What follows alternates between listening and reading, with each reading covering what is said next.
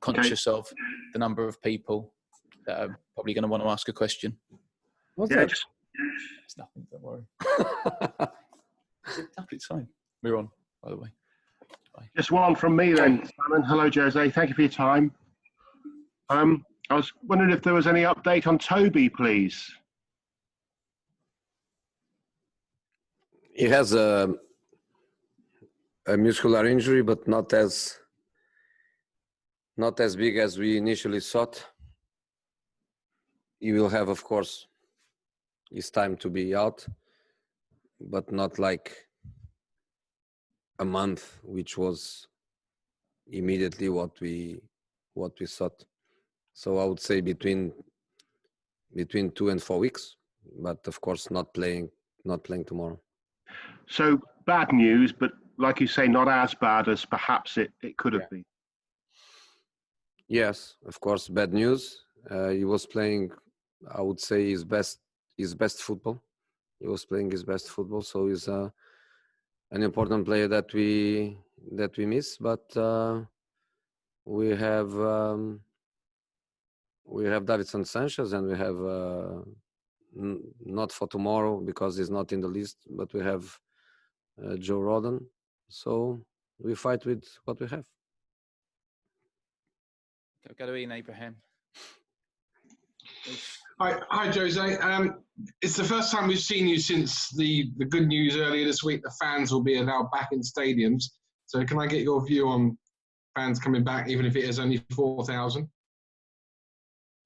First of all, we have to see in which tier London is to see how many of our fans can we have in a home match.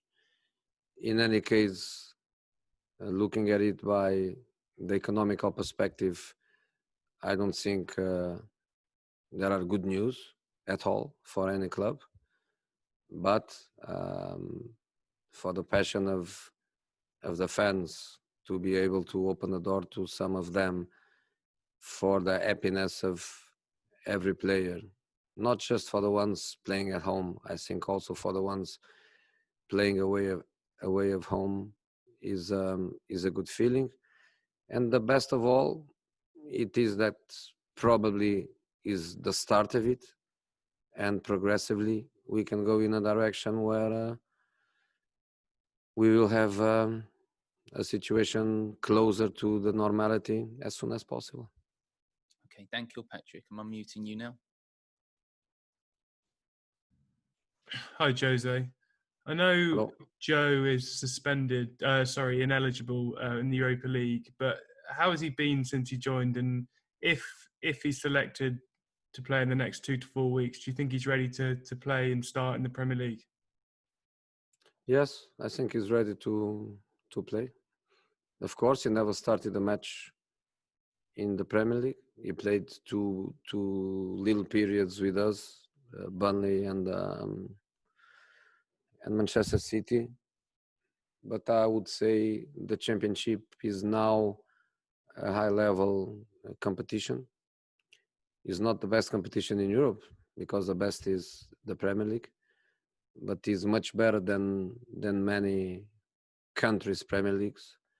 So to play regular in the Championship, I believe that gives to a player of quality, and there are many there, gives them, a certain level of football, of intensity, of experience that allows the players to be good players. So yes, we have Davinson for tomorrow, but for Sunday we will have Davinson and Rodon, which we are okay. We are happy. Okay. Next question goes to Ali Gold. I've just unmuted you. Hi there, Jose. Ali. Noticed looking at training that Matt Doherty's back for you. Obviously, how's that worked? And that must be great news for you. Yeah, he's back. By the clinical and the legal point of view, is fine. He's ready. Is he ready to start a match? We don't know. Honestly, I have still some work to do with him to understand that. But to participate in the game, playing or being on the bench is good. And because in Europa League we can have, of course, 12 players on the bench, so 12 plus 11 makes 23. It's good to have him in the 23 squad. Matt Barlow, you've got the next question. Hello, Jose. Hey, Matt. Chelsea won last night. They're through in the Champions League. Got their feet up preparing for your game on Sunday. Can you give us an idea of to what degree you pick your side for this game in the Europa League with Chelsea in mind, as it seems to become such a significant game? No, every game in the Premier League is important, and since the moment we are in Europa League, we know that we have always to play on a Thursday. In the Champions League, they have the option of Tuesday, Wednesday, and in that case, they were lucky this week that the draw gave them a Tuesday match that will allow them to prepare for the match on Sunday. Eventually, I don't know, but eventually they gave them a day off. I don't know, and plenty of time to work. But that's not a new thing that happens all the time. We know that since we went to Europa League, so we are not going to complain with it. And the next match is not even Chelsea. The next match is Ludogorets, and of course we have already a defeat in the group phase. We need to win the match tomorrow. We have to focus on this match, and after that we will think about Chelsea. Can I just add? Do you continue with your policy of being strong? Can you afford to play Harry Kane, Eric Dyer, your first choice spine of your team in this competition? I will not play exactly the same team I played against Manchester City. Of course, I'm not going to. And there are different reasons for that. Of course, the accumulation of matches is a problem. The Toby injury, of course, has a relation with the accumulation of minutes, but it's also about players that work a lot. They are not starting matches, and they also deserves to start. So, as an example, Ben Davies has to start. He didn't play Sunday. He plays tomorrow. It's just as an example. Good players, good professionals, working very hard for the team. I would consider them, because that's what I do. I consider them first options. So between Sergio and Ben, for me, they are both first options. So of course, after Sergio played Sunday, it's normal that Ben is going to play tomorrow. Apologies, I'm going back to Ali Gold because he did want a follow-up question. So Ali, I'm just coming back to you now. Thanks, Simon. Jose, I just wanted to ask you, when you're talking about the centre-backs, you haven't been mentioning Japhet Tanganga. I just wondered if that's because he's not fit, or do you see him more as a fullback now? Or for me, he's a fullback. Can he play centre-back? Yes, he can. Of course he can. And he will. If we need, and we will need, he can play centre-back. But for me, in the context of what high-level football is, and especially Premier League is, I see him more as a multifunctional defensive player, but I see him more as a fullback. And just very quickly, how close are you to having Eric Lamela back? Not this week. Not this week. Not tomorrow. Not Sunday. I think I can say that. I would be very, very surprised if he managed to be ready to play Sunday. So I would say not this week. Okay, go to George Cummins now. George. Jose, hello. You mentioned the fixture congestion there. Jurgen Klopp's been very critical of Sky and BT. Is his complaints going to get him anywhere? Is it going to make a difference for you, what he's saying at the moment? And do you agree with him? I think Klopp arrived by 2000, I don't know, 14, 15, something like that. I arrived 2004. So what he knows from 2014, 15, I know since 2004, and nothing changed. And we have to adapt to it, and that's the way it is. I mean, in COVID times, does something have to change? And have you effectively got two squads now, really? You've got one for the Europa League and one for the Premier League, because that's the nature of the season you're going to have to play?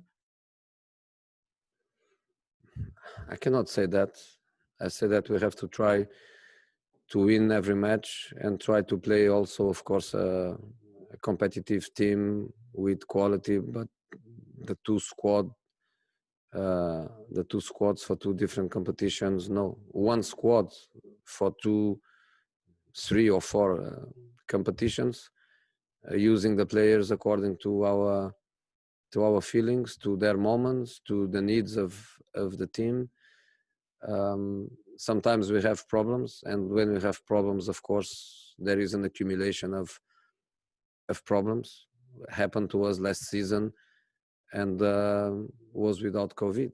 So when we start having the problem with Harry Kane, then Sonny was playing every match. Then we had the problem with Sonny.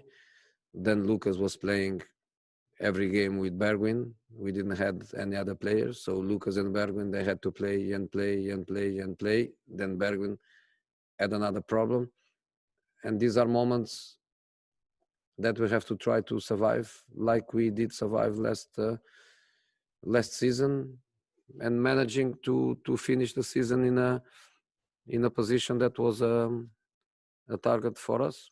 So I think the big clubs, and of course Liverpool is a big club and a big squad full of top players. Some are injured, some others are recovering. When another one gets injured, another one comes back. And the big clubs, normally they can cope with the situation. Okay, Matt Dunn, coming to you. Hi, Jose. Once again, you lit up Instagram with one of your posts with Sergio's ham yesterday. You seem to be using social media to celebrate the relationship you have with your players. I just wondered, is that something that gives an indication that you're enjoying being a manager again, perhaps more than you have in recent years? No. I don't think the post after Antwerp is to celebrate anything. But it was a brave post and showed yeah, you know, the posts are what it is. I posted 10 minutes after the game at Antwerp, and was awful and was a defeat. I didn't post after Man City, and was a very good victory, and we were all happy. As I was saying before, I just try to open our world to the world, and people many times they love the inside. They love what they don't see. I think the success of that Amazon series was exactly that. Everything was open, so I think it's good fun for people. Let's see a big Formula One team. Let's say Red Bull, the pilots, the boss. Would I love to know how things work inside? I would love to. And I think the Instagram in this case is an opportunity for little things that don't hurt anyone, is not a problem at all. And sometimes is funny, other times is not funny at all when you post because you are upset with a bad result and with a bad performance. It's just little things for the people to know our world. And in case of this last one, it's just a simple thing that sometimes it happens. The players they want They want a Spanish ham, and it's quite expensive. Who pays? Who doesn't pay? Reguilón has to pay because he's the Spanish one. Who pays? Who doesn't pay? Okay, if we win, I pay. And that's it. And of course, the players were happy that I had to pay for the M. Okay, we're going to finish with Matt Law and Vesco Valchev. Apologies for those who've not been able to ask a question. Matt, we're coming to you first. Hi, Jose. The FIFA coach and player list have been announced today for the best coach and best players. I just wondered whether that is something that ever motivates you. Do you enjoy being on those lists when you get on them, and do you want to be on them in the future? And also, should Harry Kane and Heung-min Son be aiming to get on the next world player list, do you think?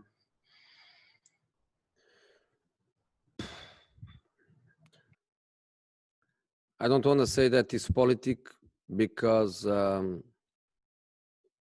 know well, and I have a very good professional relation with FIFA, and also UEFA has institutions and the people there. So I don't want to say it's politic, but I want to say that has a lot to be with a certain club power in the media, has to do a lot with the people that cares more about it and works better behind the scenes to try to get in there. So I don't give much credit to it. Okay, I'm going to finish with Vesco Valchev. Vesco, I'm coming to you. Thank you. Hi, Mr. Mourinho. Do you know about all the problems for Ludogorets? COVID problems, missing player, and this will make the game easier for you. According to my information, that's not true. According to my information, the problems that they had were immediately after the game we played there. They had only one more match after that, which they won in Sofia. And after that national team period, they managed to recover the players. The team that comes tomorrow for the game, I believe that only 2 players that played against us are not playing. The Romanian striker that scored the goal against us, and the African center midfielder. Apart of that, all the other 9 players are in the list and ready to play. And they recover an important player, an important attacking player that didn't play in the first game and now is ready to play. So I don't understand the news, because there is a big contradiction between the news and the official information that we have. So is a team with 0 points that, of course, they will try everything to get a positive result in here. And if we don't do it seriously, we know what is going to happen, because it happened to us in Antwerp, and we spoke this morning about it with the players. Is a dangerous group. Is a group where you are going to need lots of points to qualify. Is not one of these groups where sometimes 8-9 points is enough to qualify. It's not going to be like that. So we need results. We need results. We have 3 more matches to play, and if possible, tomorrow we need 3 points. Okay, thank you very much, guys. Cheers. Thank you.